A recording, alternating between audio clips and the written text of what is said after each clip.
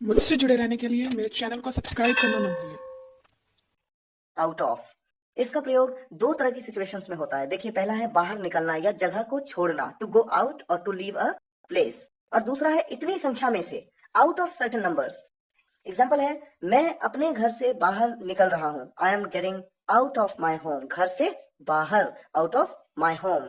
वह दिल्ली से बाहर जा चुका है, he has gone out of Delhi. Delhi से बाहर, आउट ऑफ दिल्ली। तो किसी से बाहर निकल जाना या बाहर चले जाना। राहुल के 100 में से 90 नंबर आए, 100 में से 90। मैंने आपको दूसरा सिचुएशन बताई, आउट ऑफ सर्टेन नंबर, तो 100 में से 90। Rahul scored 90 out of 100। इसी तरह के एग्जाम्पल और देखिए, यहां से बाहर निकलो, गेट आउट ऑफ हियर। वहां 8 में से केवल एक ही विद्यार्थी है, 8 में से केवल एक। There is only 1 student out of 8। 10 में से 3 के पास मोबाइल थे, 3 out of 10 had mobiles. THROUGH, through. जब किसी वाक्य में से, दो तरह की सिचुएशंस, किसी चीज के आर पार देखना या किसी चीज से गुजरना, इन दोनों सिचुएशंस में थ्रू का प्रयोग किया जाता है। एग्जाम्पल देखिए, मैं खिड़की से तुम्हें देख सकता हूं। यहां पर आप खिड़की से आर पार देखने की बात कर रहे हैं। मैं खिड़की से तुम्हें देख सकता हूं, खिड़की से यानी खिड़की के द्वारा तुम्हें देख सकता हूं। I can see through the window, I can see through the window. उसने मुझे इस छेद से देखा, देखिए आर पार देखा। He saw me through this hole. अब देखिए नेक्स्ट एग्जांपल है, मैं गली से गुजर रहा था, तो गुजरना मैंने आपको बताया किसी के आर पार गुजरना, I was passing through a street. तो किसी चीज के आर पार देखना या किसी चीज से गुजरना, दोनों केसेस में आप थ्रू का यूज करते हैं। हम सुरंग से गए, we went through an underpass. Aman खिड़की से झांक रहा है, Aman is peeping through the window. झांकने को पीप कहते हैं, PEEP। पानी इस पाइप से गुजरा, water passed through this pipe. Out और अराउंड, जैसा कि आप देख सकते हैं, थ्रू आउट का मतलब लिखा है सारा या पूरा, और अराउंड का मतलब लिखा है चारों ओर या आसपास। क्योंकि जहां पर भी सारा या पूरा का सेंस आएगा वहां पर थ्रू आउट का प्रयोग, और जहां पर चारों ओर या आसपास का सेंस आएगा वहां पर अराउंड का यूज किया जाना चाहिए। हमने सारी रात काम किया, we work throughout the night. सारी रात। मैं मम्मी पापा को जिंदगी भर प्यार करूंगा, I will love my mom dad through out the life. जिंदगी भर मतलब सारी जिंदगी। इसी तरह से देखिए एग्जाम्पल है आपके सामने, पृथ्वी सूर्य के चारों ओर घूमती है, चारों ओर। The earth revolves around the sun. उसके चारों तरफ लोग हैं, there are people around him. चारों तरफ मतलब उसके चारों ओर। इसी तरह का एग्जाम्पल है, मम्मी आसपास नहीं दिख रही हैं, mom is not being seen around. तुम आसपास ही रहना, मुझे तुम्हारी जरूरत पड़ सकती है। यू स्टिक अराउंड, आसपास ही रहने के लिए आप कहते हैं stick around. You stick around, I may need you. Up to, till और अनटिल। सबसे पहले बात करेंगे अप टू की। जब किसी वाक्य में तक का सेंस आए, तीन अलग अलग तरीके की सिचुएशंस में अप टू का यूज किया जाता है। With distance, places and time, दूरी के साथ, जगहों के साथ या समय के साथ। दूसरा है चॉइस या पसंद, और तीसरा है फिट फॉर, उपयुक्त। आइए कुछ उदाहरण देखते हैं। मैं 5 किलोमीटर तक दौड़ा, 5 किलोमीटर तक, 5 किलोमीटर तक। यहां पर दूरी की बात की, दूरी तक। आई रैन अप टू 5 किलोमीटर्स।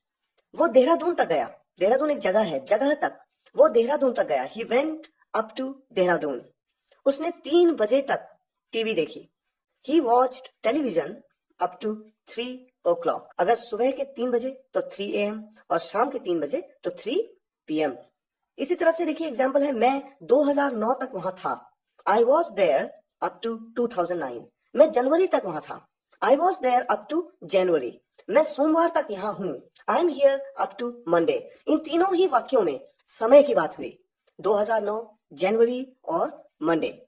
इसी तरह से कुछ एग्जांपल्स लेते हैं। जो चॉइस हमने आपसे बताया कि चॉइस के लिए भी अप टू का यूज किस तरह से किया जाता है। देखिए सेंटेंस किस तरह के होते हैं, ये आप पर निर्भर है कि आप जाएं या नहीं। यानी आपको चॉइस दी गई है कि आप जाएं या नहीं। It's up to you whether you go or not. ये सब आप पर है, आप देख लीजिए। It's all up to you, ये सब किस पे है, आप पे है। आपको करना है करिए, नहीं करना है मत करिए, ये आपकी चॉइस है। ये सब आप पर है, it's all up to you.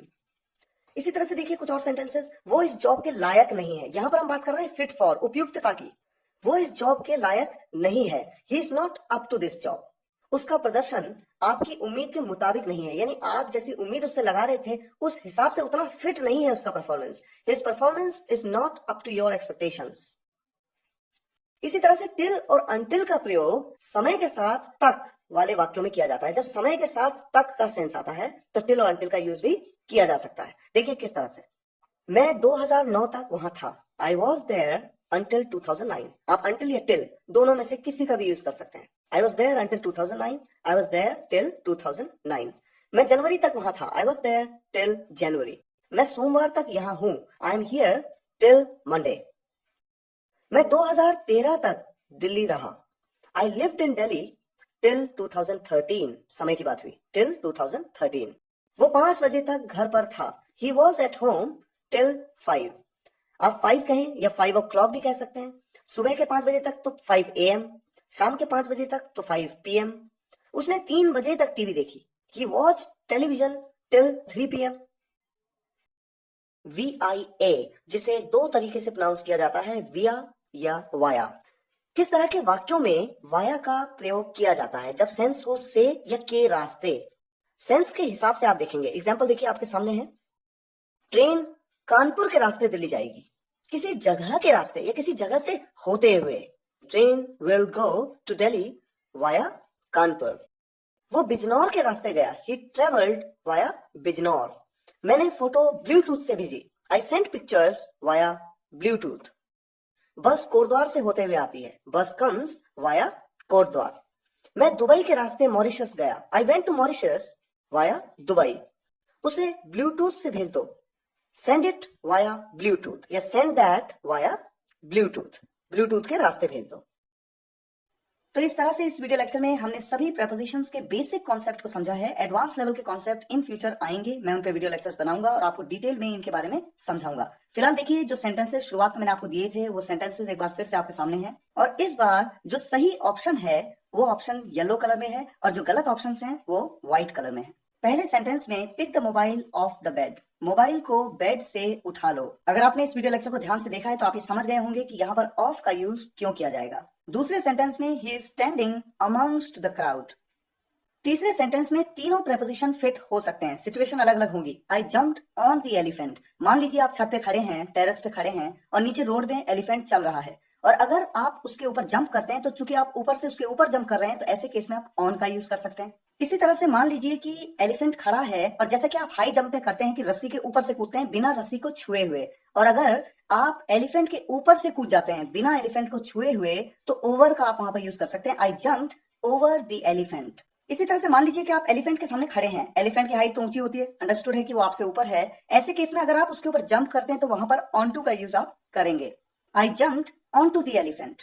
Sentence number 4, यहाँ पर तीनों ऑप्शन बिल्कुल सही हैं। मान लीजिए आपको कहना है कि संडे को ये दुकान खुलती है तो आप कहते हैं this shop opens on Sundays. अगर आपको ये कहना है कि संडे के अलावा ये दुकान खुलती है यानी और दिनों में खुलती है तो आप कहते हैं this shop opens except Sundays. और मान लीजिए आपको ये कहना है कि संडे को भी खुलती है और दिनों में भी खुलती है तो आप कहते हैं this shop opens besides Sundays.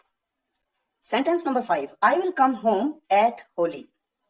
Sentence number 6, there is a road alongside the river या एडजेसेंट द रिवर। रिवर के किनारे साथ में या रिवर के बगल में, दोनों ऑप्शन आप यूज कर सकते हैं। आप बोलना क्या चाहते हैं इस बात पे डिपेंड करता है। Next sentence, love is above the money. Next sentence, his house is beneath my house. उसका घर मेरे घर के नीचे है। नीचे छूते हुए, दोनों सरफेस एक दूसरे को टच हैं पूरी तरह से, ऐसे केस में आप बीनीथ का यूज करते हैं। Next sentence, the letter is beneath the pillow या अंडरनीथ द पिलो। ये बात मैंने आपको इस वीडियो लेक्चर में बताई, अंडर, बीनीथ और अंडरनीथ के कॉन्सेप्ट में। Next sentence, there is a river beyond the mountain. Beyond और अक्रॉस के कॉन्सेप्ट में आपको मैंने ये बताया कि बियॉन्ड और अक्रॉस दोनों का यूज के पार के लिए किया जाता है, लेकिन बियॉन्ड का यूज तब किया जाता है जब आप किसी चीज को देख नहीं सकते उसके पार। Next sentence, he lives at Dilshad Garden in Delhi. ये बात एट और इन के रिलेशनशिप में मैं कवर कर चुका हूँ इस वीडियो लेक्चर। जरूर बताएं। अगर अच्छी लगी हो तो इस वीडियो को लाइक करना बिल्कुल ना भूलें और अगर आप इस चैनल पर नए हैं तो चैनल को सब्सक्राइब करके बेल आइकन को दबाकर ऑल नोटिफिकेशंस को ऑन जरूर कर लें।